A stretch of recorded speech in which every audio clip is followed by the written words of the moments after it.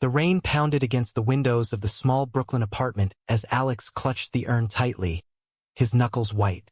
Jordan's ashes felt heavier than they should. A cruel reminder that the man he loved for 8 years was gone forever, taken by a sudden aneurysm at just 35. But before Alex could even begin to grieve, the doorbell rang, and standing there were Jordan's estranged parents, their faces etched with a mix of false sympathy and calculated resolve, demanding the one thing Jordan had explicitly left to him in the will: their loyal dog, Max. Alex stared at them in disbelief, the shock cutting through his numbness like a knife. "You haven't spoken to Jordan in years," he said, his voice trembling but firm. "Not since he came out and married me. And now you want Max? The dog he loved like a child." Mrs. Harlan, Jordan's mother, straightened her posture, her eyes cold. "The will is clear, Alexander. Jordan left the dog to the family. We're his blood. You're just—" She trailed off, but the implication hung in the air like poison. Mr. Harlan nodded beside her, holding a copy of the will as if it were a weapon. They had flown in from their conservative suburb in Ohio the day after the funeral, skipping the service itself because, as they put it, they couldn't condone that lifestyle. Alex felt a surge of anger mixed with the grief that had been his constant companion for the past week. Max, the golden retriever Jordan had adopted during their first year together, whimpered at his feet, sensing the tension. The dog had been their shared joy, a fluffy bundle of energy that had seen them through moves, arguments, and the quiet moments of building a life. Jordan's will had been straightforward: the apartment to Alex, savings split with a charity, and Max to Alex as well. But the Harlans were contesting it, claiming the phrasing "to my family" meant them, not Alex, whom they refused to recognize as Jordan's spouse despite the legal marriage. That evening, after slamming the door on them, Alex collapsed onto the couch, Max curling up beside him. He buried his face in the dog's fur, inhaling the familiar scent that still carried traces of Jordan's cologne. "What am I going to do, buddy?" he whispered. The thought of losing Max felt like losing Jordan all over again. He pulled out his phone and called his best friend, Sarah, who had been his rock through the ordeal. "Sarah, they're serious. They want to take him back to Ohio, like he's some piece of property," Alex said, his voice cracking. Sarah sighed on the other end. "Alex, you need a lawyer. Jordan's will was notarized here in New York. Gay marriage is legal everywhere now, but families like that, they don't care about the law if it doesn't fit their worldview." The next day, Alex met with a probate attorney in a cramped office in Manhattan. Ms. Rivera, a sharp woman in her 40s, reviewed the documents. "The will says 'to my beloved family,' including my husband Alex and our dog Max. It's ambiguous enough for them to challenge, especially if they're claiming undue influence or something ridiculous. But we can fight this. You were married for 5 years. That carries weight." As they talked, Alex's mind wandered back to how he and Jordan had met. It was at a community theater in Chicago, where Alex was stage managing and Jordan was auditioning for a role in a play about forbidden love. Ironically fitting, Jordan's easy smile and quick wit had drawn Alex in immediately. They bonded over late-night rehearsals, sharing stories of growing up in families that expected traditional paths. Jordan's parents were devout Christians who ran a small hardware store, dreaming of grandchildren and a daughter-in-law. When Jordan came out at 25, they cut him off, calling his orientation a phase influenced by the liberal city life. Alex's own family was more accepting. His mom in California sent care packages and called weekly, but they were distant geographically. Jordan had become his everything: partner, confidant, co-parent to Max. They moved to New York for Jordan's job in graphic design, building a circle of friends who became their chosen family.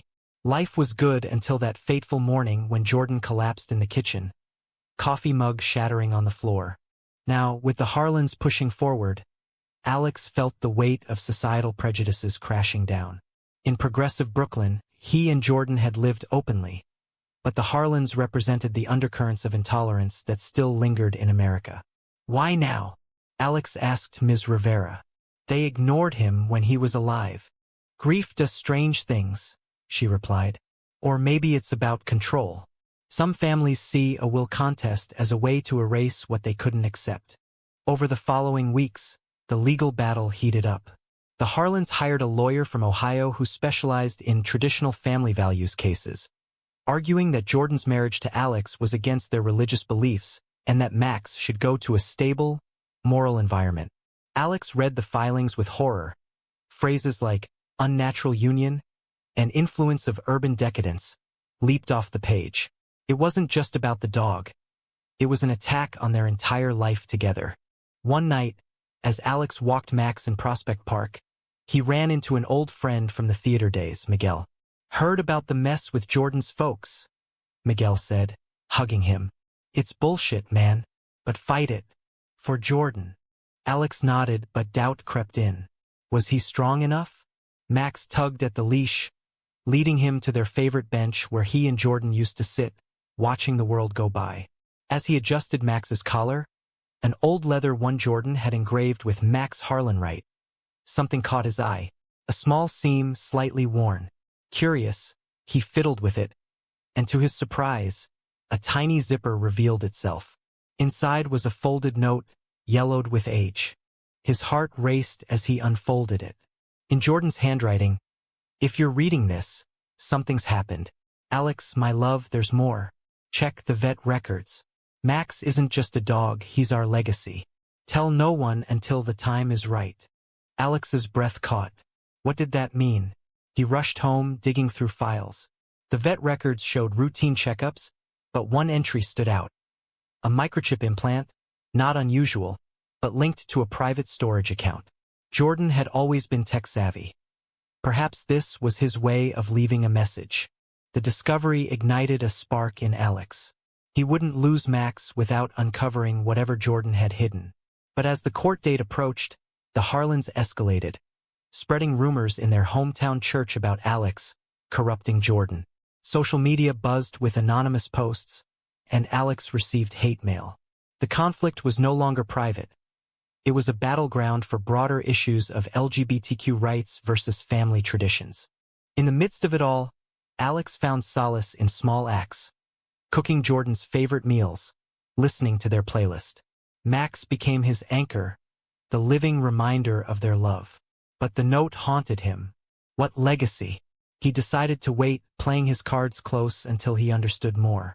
The courtroom in downtown Brooklyn was stuffy, filled with the murmur of lawyers and spectators. Alex sat rigidly in his suit, Ms. Rivera beside him, while the Harlans occupied the opposite side, their lawyer, Mr. Benson, smirking confidently. Max wasn't there. Pets weren't allowed, but his fate hung in the balance. The judge, a stern woman named Judge Harlan, no relation, thankfully, called the session to order. This is a probate hearing for the estate of Jordan Harlan. The petitioners, Mr. and Mrs. Harlan, contest the distribution of the pet dog, Max, claiming the will's language favors biological family. Mr. Benson stood first. Your Honor, Jordan Harlan was raised in a loving Christian home. His unfortunate choices led him astray, but his will reflects a desire to return to his roots. To my family clearly means his parents, not a partner in a union unrecognized by many.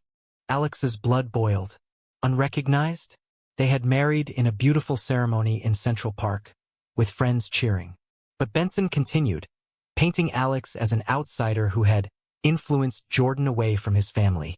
Witnesses from Ohio testified about Jordan's happy childhood, conveniently omitting the disownment. When it was Ms. Rivera's turn, she countered fiercely. Your Honor, Jordan and Alex were legally married under New York and federal law. The will specifies beloved family, including my husband Alex. This is not ambiguity, it's inclusion. The petitioners abandoned Jordan when he needed them most. Alex took the stand, his voice steady despite the nerves. Jordan and I built a life together. Max was our dog, adopted together. He left him to me because he knew I'd care for him. His parents, they never even met Max. Mrs. Harlan dabbed her eyes dramatically. We would have if Jordan had come home, but he chose that path. The judge adjourned for the day, promising a ruling soon. Outside, reporters hovered, The case had gone viral on social media, with hashtags like SaveMax and Family vs. Love trending. LGBTQ advocacy groups rallied for Alex, while conservative outlets decried it as eroding family values. That night, Alex delved deeper into the clue. The microchip linked to a cloud account, password protected. After trying dates and names, he input their anniversary. Success. Inside was a video file, dated a year before Jordan's death. Jordan appeared on screen, healthy and smiling, Max on his lap. "Hey, Alex, if you're watching this, I'm gone." God, that sounds dramatic. But listen, Max isn't just our pet. Remember when we talked about kids? We couldn't because of my family's threats. But I found a way. Max's collar has a key to a safe deposit box at our bank. Inside, adoption papers for a child we were sponsoring in secret. A boy from Guatemala, named after you. I set it up so you can continue. But my parents, they can't know. They'd fight it, claim it's not right. This is our family, Alex. Fight for it.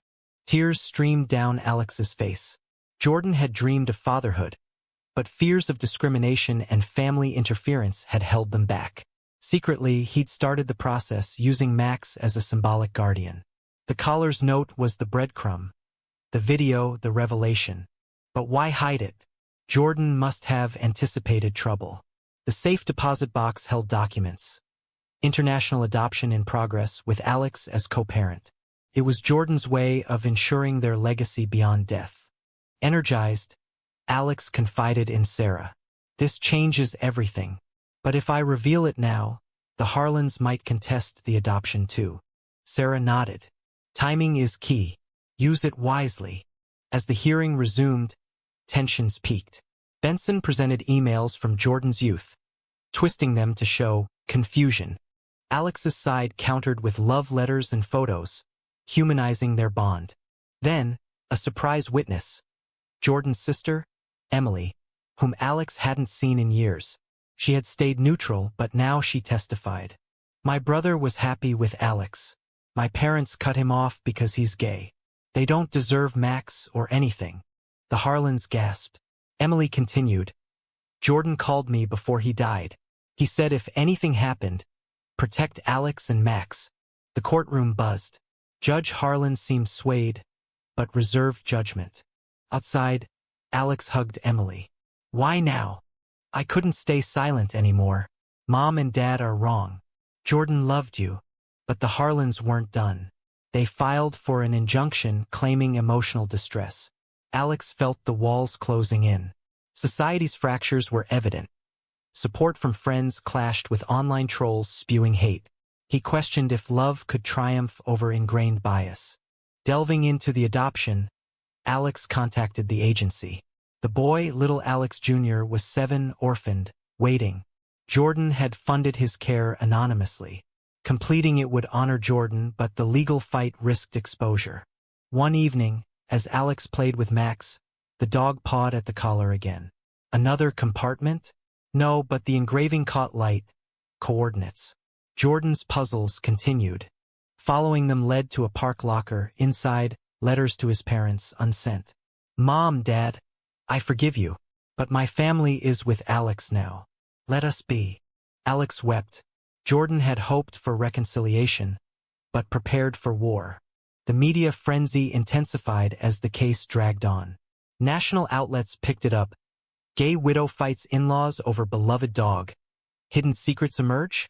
Alex avoided interviews, but advocates spoke out, highlighting how such disputes underscored ongoing LGBTQ struggles in inheritance law. At home, Alex pored over the letters. Jordan's words were poignant. "I never stopped loving you, but your rejection hurt more than you know." Alex healed that. "Max is our bridge. Don't tear it down." Should he share them? It might soften the Harlans, but risked vulnerability. Instead, he focused on the adoption. Meeting with the agency via video, he saw little Alex's photo. Bright eyes, shy smile. "He's been asking about his American dads," the coordinator said. Guilt mixed with determination. Jordan had kept this secret to protect it from his family's interference. knowing their conservative views extended to non-traditional families. But now, with the will contest, everything was at stake. The next court session brought drama. Mr. Benson accused Alex of forging documents, citing irregularities in the will's phrasing. Ms. Rivera demolished it with expert testimony. Then, Mrs. Harlan took the stand, tearfully claiming, "Jordan was coerced into that marriage. He told me once he missed home." Lies Alex thought. Jordan had confided the opposite. In rebuttal, Alex played a voicemail from Jordan. "Alex, you're my home. Don't let them win." The judge nodded thoughtfully. This court recognizes the validity of the marriage. However, the pet's custody requires further review. Post-hearing, Alex confronted the Harlans in the hallway. "Why do this? Jordan wanted peace." Mr. Harlan sneered. "He was our son first. You took him from us." "No," Alex said softly. "You pushed him away." Emily intervened, pulling her parents aside. Later, she told Alex, "They're scared. Losing Jordan made them cling to old ways." That night, Alex visited the safe deposit box again, finding more. A will addendum, time-stamped recently. It clarified, "Max to Alex, as guardian of our future family." Jordan had anticipated trouble. Armed with this, Ms. Rivera filed to amend the case. But the Harlans countered with a motion to seize Max temporarily, claiming Alex was unfit due to grief. Panic set in. Alex took Max to Sarah's for safekeeping. "If they come, don't let them in." Society's divides played out in microcosm. Friends rallied with fundraisers, while hate groups picketed. Alex received support from unexpected quarters. A conservative neighbor who said, "Family is who loves you, not blood." Delving deeper, Alex found Jordan's journal in the box. Entries detailed his pain. "Parents' church says I'm damned, but with Alex I feel saved." It fueled Alex's resolve. As high noon approached the final hearing, Alex prepared his ace. But ethics nagged. Revealing the adoption could win the dog but expose the child to scrutiny. Was it worth it? The courtroom filled. Judge Harlan reviewed new evidence. The addendum clarifies intent. Max belongs with Mr. Wright. But Benson objected. "This addendum is suspicious, dated after the will." Expert analysis ensued. Tension mounted. In a break, Mrs. Harlan approached Alex. "Is there something you're not telling us?" Alex hesitated. "Jordan left messages for you." She softened momentarily. "He did. But pride won." She walked away. Back in session, the judge ruled in Alex's favor provisionally. Custody to Mr. Wright, pending appeal. The Harlans fumed, vowing to fight on. Alex exhaled, but victory felt hollow. The real battle was internal, honoring Jordan's secrets versus seeking truth. That evening, with Max safe, Alex watched the video again. Jordan's words, "Our legacy is love, not blood. Protect it." Inspired, Alex began the adoption process openly, risking exposure. News broke. Widow's secret adoption adds twist to dog dispute. Public opinion shifted. Even some conservatives sympathized with the orphan angle. But the Harlans decried it as further perversion. Conflicts escalated. Protests outside Alex's apartment, calls for boycotts. Yet support grew, donations for the adoption poured in. Emily bridged gaps, sharing Jordan's letters with her parents. Mr. Harlan broke down reading them. A family meeting was proposed. Alex agreed warily. At a neutral cafe, emotions ran high. "We didn't understand," Mrs. Harlan admitted. "But a child? In that setup?" Alex countered. "Jordan wanted this. For us." Debate raged. Tradition versus progress. Blood versus choice. The cafe meeting stretched into hours, a microcosm of America's cultural wars. Mr. Harlan argued, "A boy needs a mother and father the natural way." Alex replied calmly, "Love is what matters. Jordan and I would have given him that." Emily mediated. "Jordan chose his path. Respect it." Tears flowed as Mrs. Harlan read Jordan's letter aloud. "I forgive you. Build bridges, not walls." Softening occurred. "We miss him," Mr. Harlan whispered. Alex shared the video snippet, Jordan petting Max, speaking of family. This is who he was. The Harlans withdrew their appeal the next day, but with conditions: visitation for Max, involvement in the adoption if possible. Alex pondered. Compromise or stand firm? He chose partial. Max stays, adoption proceeds independently. But twists remained. Digging further, Alex found in the journal: Jordan had donated sperm before death, linking to the adoption symbolically. Little Alex wasn't biological, but the gesture touched. News evolved. Reconciliation in Harlan case? Family unites over legacy. Yet backlash persisted. Online forums debated: should gay couples adopt? Is blood family supreme? Alex engaged selectively, advocating for equality. His story inspired others, couples sharing similar tales. As adoption neared, bureaucracy challenged. International laws, background checks. The Harlans offered help, surprisingly, connections in Ohio for paperwork. Suspicious, Alex accepted cautiously. A bond formed, shared grief over Jordan. One day, Mrs. Harlan visited, petting Max. He reminds me of Jordan as a boy, playful. Alex smiled. He was Jordan's heart. Conversations deepened. Her regrets, his losses. Healing began. But conflict resurfaced when the agency questioned the family's history. The Harlans' past statements risked derailing. Alex confronted.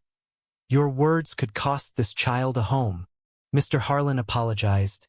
We were wrong. We'll retract. Public statement followed. We support Alex and the adoption. Jordan's wish. Media hailed it as progress. But was it genuine? Little Alex arrived months later, wide-eyed at JFK. Max greeted him with licks. The boy giggled. The Harlans met him tentatively. Grandpa? Little Alex asked Mr. Harlan. Tears. Yes, son. Family redefined. Blended. Imperfect. Yet undercurrents lingered. At a dinner, Mrs. Harlan slipped. If only Jordan had chosen differently. Alex tensed. Old wounds. He reflected on choices. Revealing secrets forged this, but at what cost? Highs and lows continued. Little Alex thrived. Max his protector. Alex found purpose in advocacy, speaking on LGBTQ family rights. The collar's secret, now shared, symbolized hidden strengths. But society debated: progress or compromise? Years passed, but the echoes of that tumultuous time shaped their lives. Little Alex, now 10, ran through the park with Max, who, despite graying muzzle, kept pace loyally. Alex watched from the bench, the same one where he'd discovered the note, feeling a bittersweet peace. Jordan's absence was a constant ache, but his legacy lived in the laughter of their son and the wagging tail of their dog. The Harlans visited regularly now, from Ohio, bringing homemade pies and stories of Jordan's youth. Mr. Harlan taught little Alex to fish during summers, while Mrs. Harlan knit sweaters, her once rigid views softened by the boy's innocent affection. Emily became the cool aunt, spoiling him with New York adventures. It wasn't perfect. Awkward silences arose when politics surfaced, but it was family, forged through fire. Alex remarried eventually to a kind man named Tom, met through advocacy work. Tom embraced the chaos. Max, little Alex, even the Harlans. Their wedding was small, but the Harlans attended, a quiet nod to change. Yet doubts lingered. Had Alex compromised too much? By involving the Harlans, did he dilute Jordan's vision? Or was inclusion the true victory? Society evolved slowly. Laws strengthened LGBTQ protections, but battles persisted. Adoption rights challenged, marriages questioned in pockets of resistance. Alex's story became a case study in law schools, sparking debates on intent versus interpretation in wills. Max passed peacefully at 14, surrounded by love. Burying him beside Jordan's memorial tree, Alex whispered, "You guarded our secrets well, buddy." The collar, now a keepsake, held no more mysteries, but its lesson endured. Hidden truths can heal or divide. Little Alex, growing into a thoughtful teen, asked about the drama. "Dad, why did Grandma and Grandpa fight you?" Alex explained honestly. "Fear of the unknown. But love won. Did it, though?" In quiet moments, Alex wondered if revealing the secret earlier might have spared pain, or if timing was everything. The world watched similar stories unfold. Families torn by identity, reconciled by circumstance. Alex's journey inspired hope, but also caution. Progress is fragile. As he tucked little Alex in one night, the boy said, "I'm glad you fought for us." Alex smiled. "Me too." But the question remains. Was blood family entitled to a second chance after rejection, or should chosen family always prevail?